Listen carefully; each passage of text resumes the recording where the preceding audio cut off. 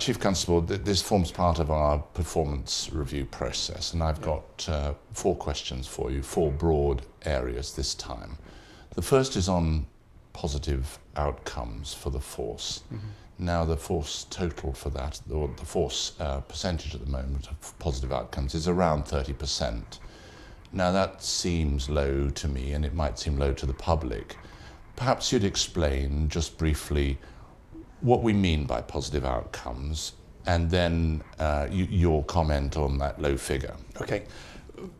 For this discussion, positive outcomes will be the outcomes that, for the public's understanding, result in a conviction at court, a caution, where someone, when they're arrested, admit a number of offences, sometimes called taken into consideration, and police notices or PNDs, so cannabis warnings on the street or cannabis warnings elsewhere. So that would be what's formally recorded.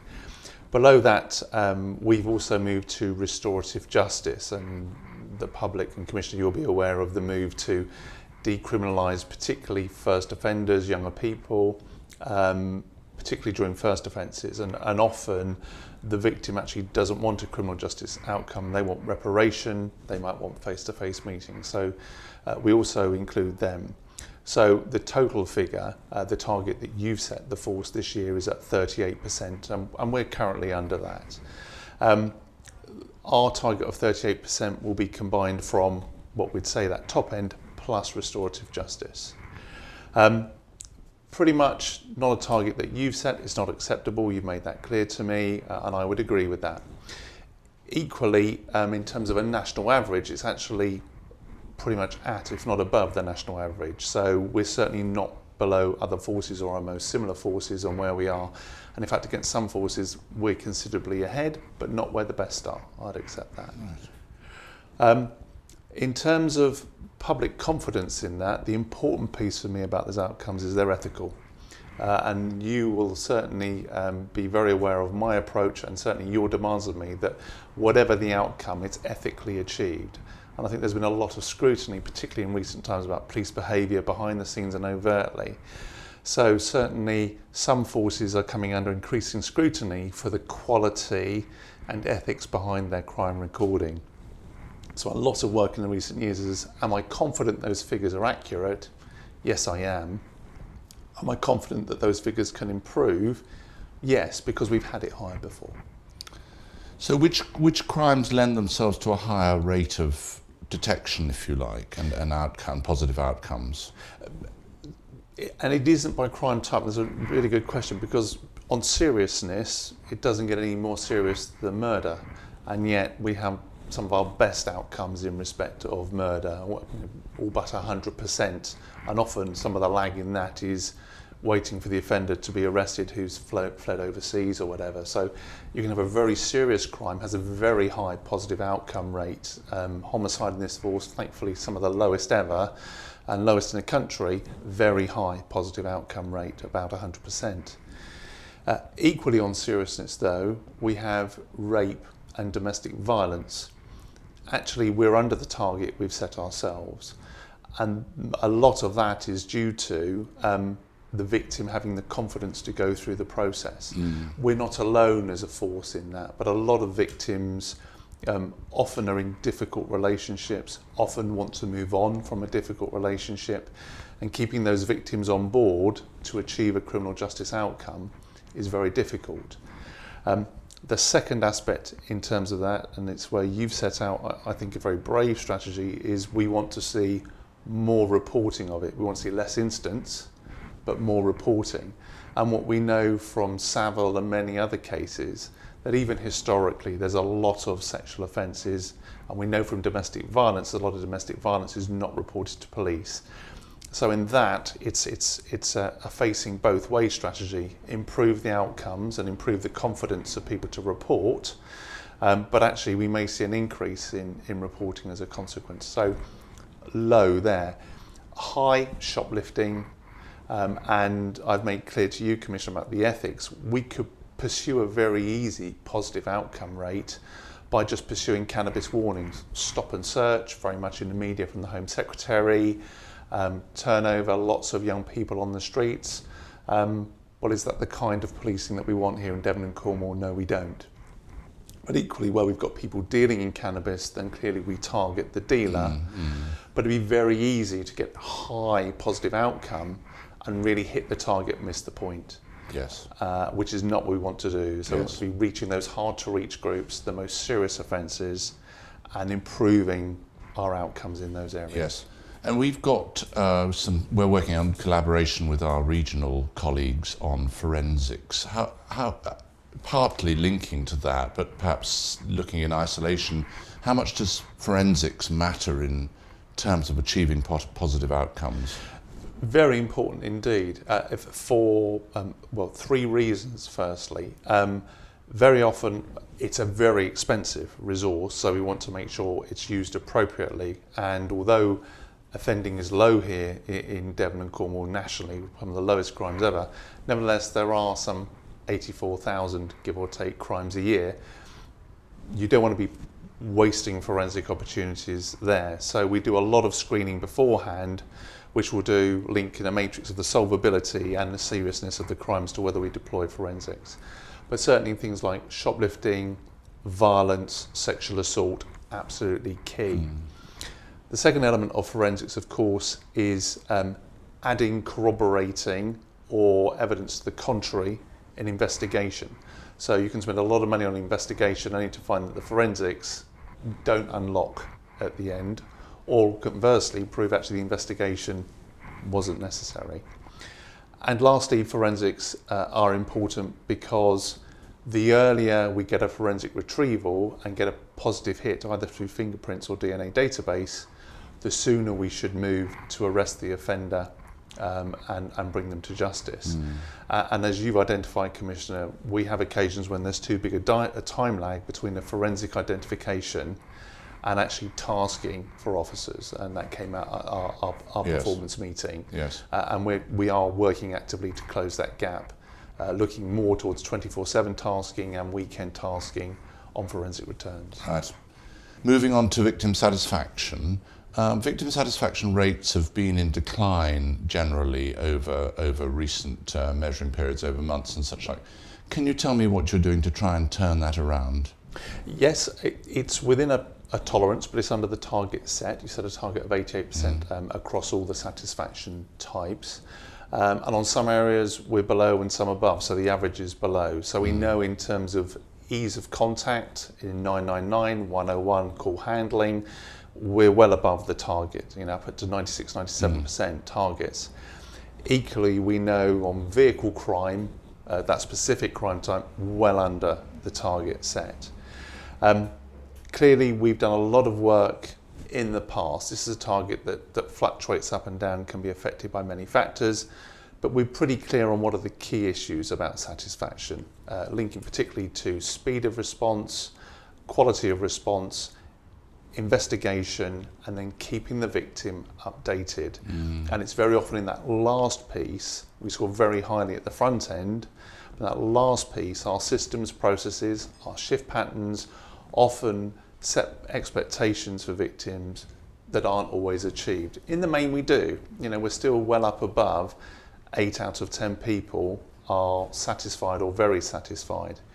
And it's important, just briefly on satisfaction, we only measure those satisfied or very satisfied, and we measure neither one nor the other. Doesn't count. So you could be okay with the service. We don't count that as acceptable. We say that's not good enough that you're Right. okay with it. We Right. only want satisfied or very. So we know what we need to do about responding. We know the quality of follow-up is a gap for us, and keeping the victim informed is where we let ourselves down. So the deputy is looking at specific crime types, such as vehicle crime, and looking at how we deploy. So very often we're not attending when the victim feels they would want us to attend. There's a lot of times when victims understand a scratch on the side of the car. Public are very understanding that probably they don't want an officer to attend. But you know what, if they do want an officer to attend, even if it's by appointment, we should attend. Yes. We're paid. So we will try and close that gap there as well. And then just the real focus is on satisfaction internally on process and leadership, The bit that's not in my gift, which is sort of where confidence meets satisfaction, we are part of a national police response. The police appears in the media, and there's no doubt that sometimes satisfaction with policing is affected by things outside our gift. And my very last piece is that some of the people who we provide services to actually aren't always pro-police in the first place, but they should still get a high quality service. But we have to recognise in a lot of our surveying on satisfaction, we're actually dealing with people who perhaps aren't advocates of the police service in the first place. That doesn't mean I'm lax about it. They deserve a professional service, but that does affect our figures. But I'll just end with more than 8 out of 10 people are satisfied or very satisfied with the service we provide when a victim of crime. So it's not other non-victims of crime, that's only victims of crime. And do you find that you have lessons to learn from other police forces over this subject? Are you connected to other forces and are looking at how to improve victim satisfaction? Yes, we do. We're part of a group of forces, and we do look at it. And part of my strategy in support of what the objectives you set me is to improve public confidence in the quality of policing service. So we are trying to take best practice from elsewhere. I think the issue, Commissioner, really is that we know what needs to be done. It's just a case of getting on and doing it, particularly in respect of follow-up to victims of crime and keeping them informed of the criminal justice process. Lastly, that's quite a labour-intensive process, and with reducing resources ever more challenging, which is why some of the investment in technology for those victims who wish to be updated electronically, hopefully in 2014, is the opportunity for people to access where their crime investigation is and receive an electronic update, because that's often all people want. But some people want that voice on the phone, and we've got to try and balance those two as resources lessen. And would you like to say anything to minority groups as regards victims? I mean, we obviously have quite a wide spectrum of minority groups. I mean, whether they're victims in a minority or other victims, no doubt they get the same level of treatment. But are there any messages for our minority groups that you might want to say on the issue of victims of crime? I think whether you're a minority group, protected characteristic, a disability or whatever, you have every right to expect the police service to respond to your call for help in a professional and proficient way that meets your need. And it's particularly those with disability, I would say that too. So we've introduced an SMS text messaging service for the deaf in our control room so that they can contact us. Excellent. And not just in respect of crime, but also just incidents they wish to report that they see in the street. So we're trying to use technology as well.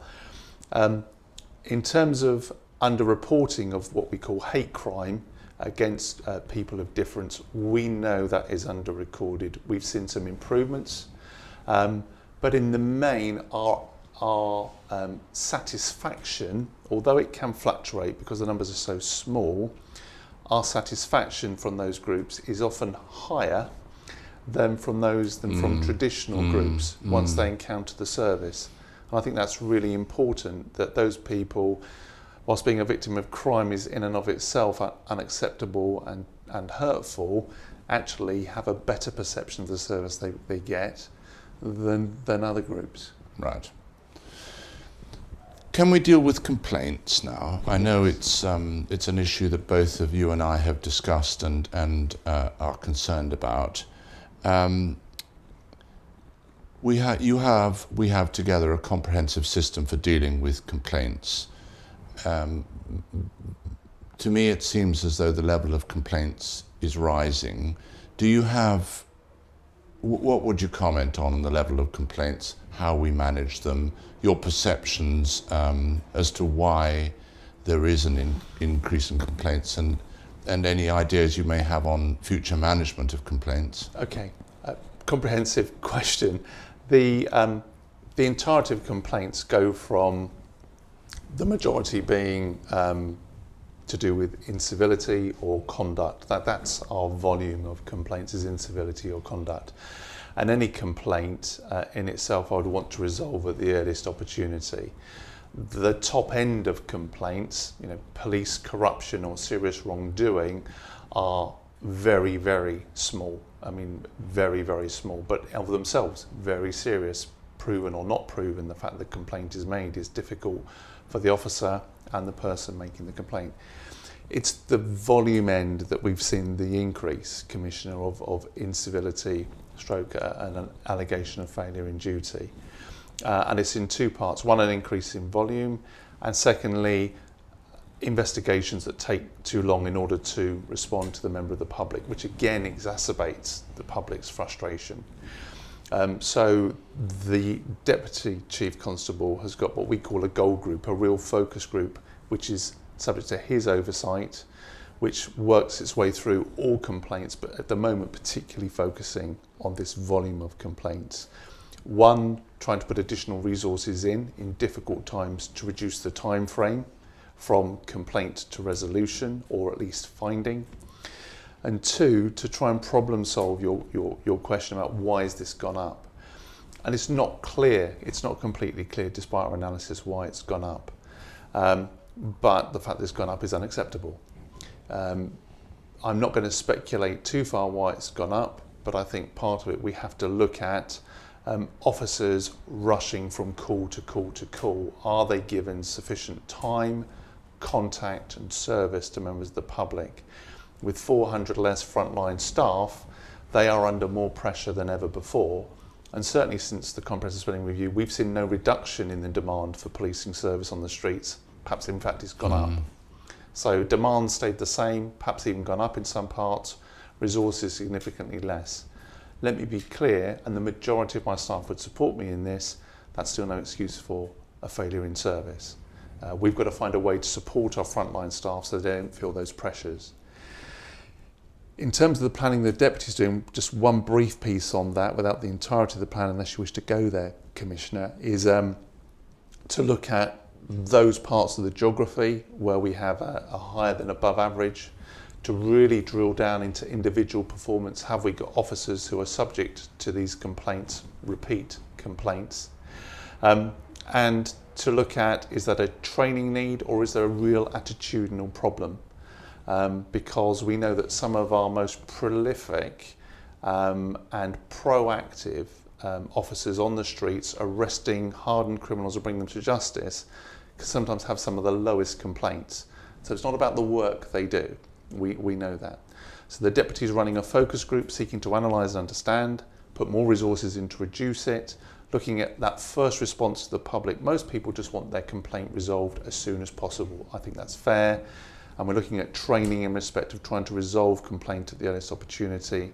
And lastly, for the real very few top tier officers, actually face-to-face conversations with them as to attitudes, behaviours and training need to try and reduce those complaints. As you've indicated, you are particularly concerned about this, and we've discussed it, and I support your proposal that you have a specific oversight committee to look at this issue over the next few months, so that I can convince you that we're on top of it, and also allows you the opportunity to dip sample and look at specific cases to see whether we're learning the lessons and to satisfy you that we have a grip on this. Finally, in that area, how serious do you take these complaints, and are they managed at an appropriate level? Okay. Any complaint is treated seriously, because any complaint is, we have a member of the public who is unhappy with the service.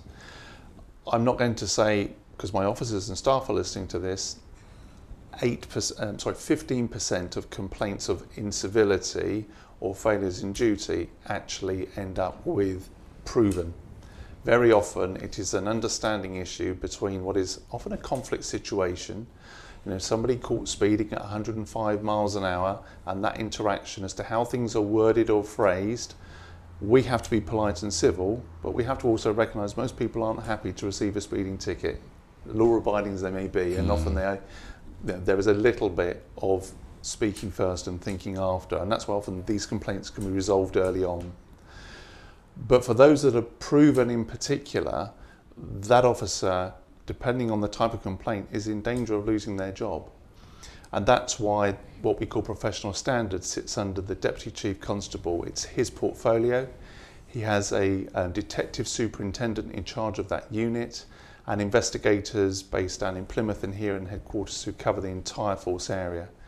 And some of that is also looking at trends of complaints. So we also, behind the scenes, look to see attempts from serious and organised crime to infiltrate us and to try and conduct corrupt behaviour through police officers and police staff, because remember, police staff get complaints as well. So it's probably, for me, the three things that I will look at. Overall crime, the budget, and public complaint are your indicators. There are many more indicators, dozens and dozens, but they tell you very much about, are you running a business effectively, are you on top of crime, and are you losing public confidence, which is why it's so important to me. And what would you say, just to reassure the public, that some, and I hear this in looking at complaints, so the police are investigating the police. What would you say to the public on that, to reassure them that the process is as it should be at this stage? Well, certainly the police investigating the police, you have the Independent Police Complaints Commission for particularly the most serious complaints relating to police corruption, deaths in custody, police shootings, allegations of really serious wrongdoing. So those we refer anyway to the Independent Police Complaints Commission, and they make a decision as to whether they investigate or we investigate those, but under their supervision.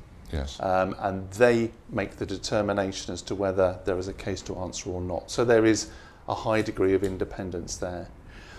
In terms of other complaints, I can say hand on heart that you've got certainly me and the Deputy Commissioner, two people who've dealt with public complaint before. And it's very difficult because the majority of those complaints are resolved by way of apology, by way of discussion and understanding with the officer and with the member of public. And some are proven, and then they go to a discipline board or finding.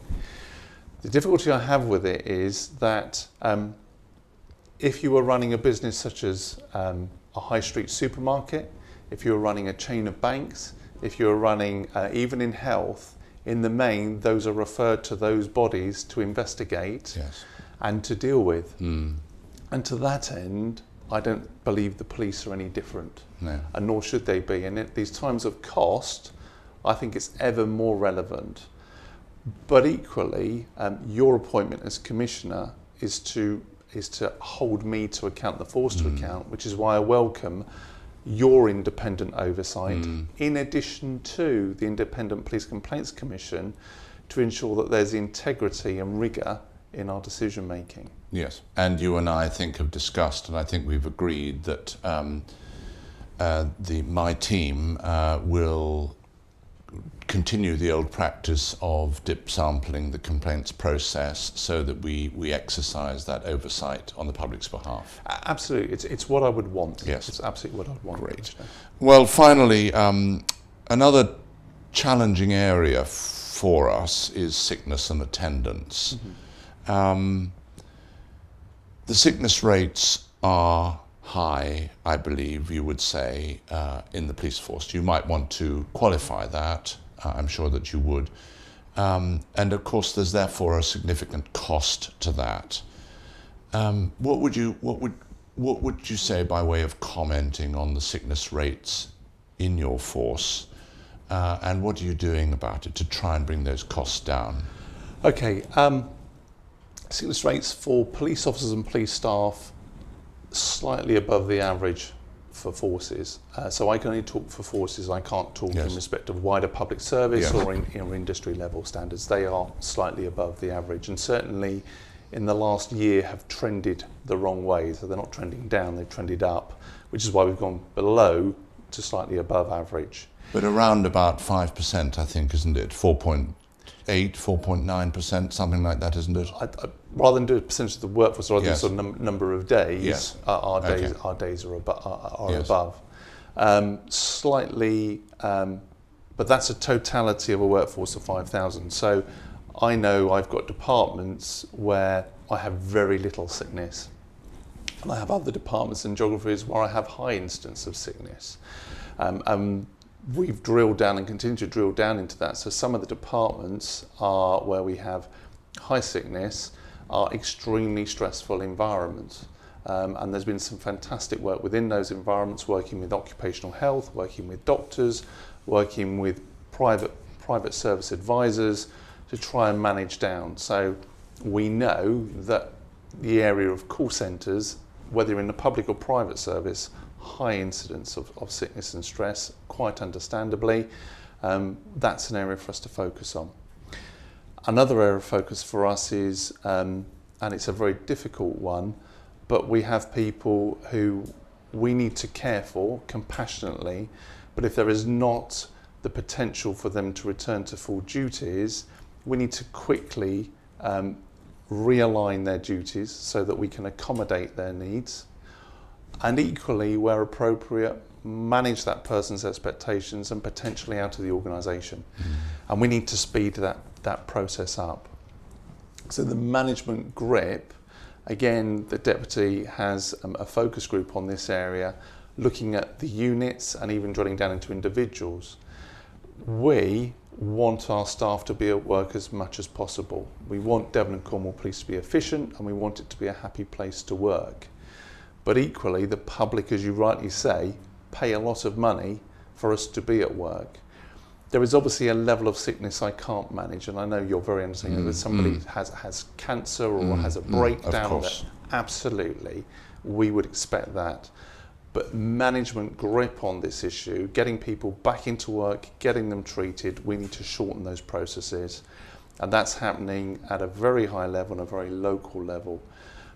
But I would say, and I've written to the force, as you're aware, when I first took up office, about the issue of managing people's expectations.